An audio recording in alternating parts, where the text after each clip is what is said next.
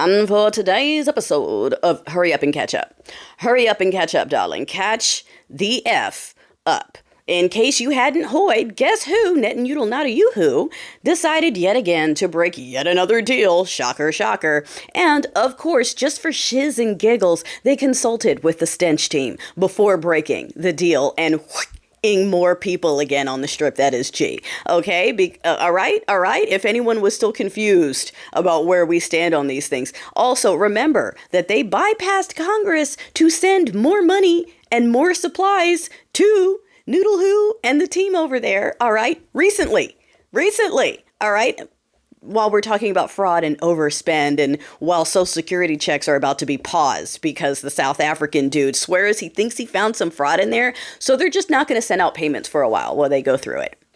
In fact, someone stopped receiving their payments, or at least were receiving reports. I'm sure it's more than someone. They're still alive and well, but the Department of Efficiency decided that they weren't alive anymore and just stopped sending their checks.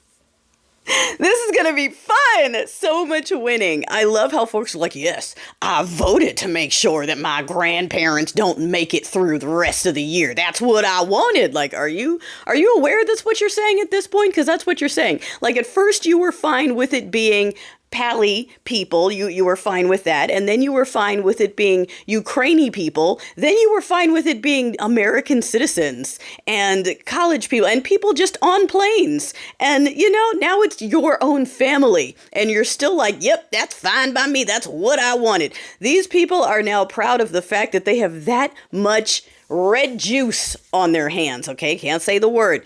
The lives of Americans are now on their hands, and they're running around with that stupid China-made gear, Nicaragua-made gear, talking about fight triots. Did you see the clip? You saw, what's the group? Sorry, I don't know their name. They were in Boston. Murphy, dead something Murphy.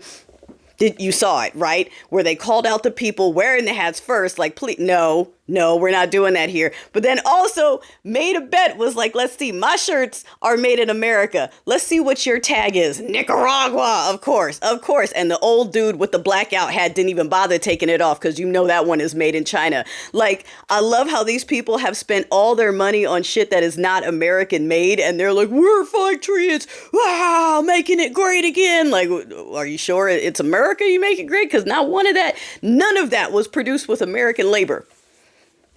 So tell your man to go get it made in America and then go pay 3 times as much for it because you helped. Inferior quality for more money. Patriotism, so much winning. These people, in addition to breaking yet another deal, all right, you've seen that they are now just scooping up American citizens. They are detaining people who have ID on them, and they're just holding on to them for a few days because why do their job and check for their ID if they're a citizen? Let them sit there. Maybe they have a questionable last name or a spouse that is questionable. Okay. I mean, I don't know how many of these people have to get snapped up before folks start getting a little more upset, but that's your tax dollars just to terrorize the people. And folks are still sitting around going, is it a crisis? I'm not sure. Is it, it's a little unconventional what they're doing. It might be a little dangerous. Sure, we might be pissing off the world, but is it really that bad? I mean, let's really talk about this.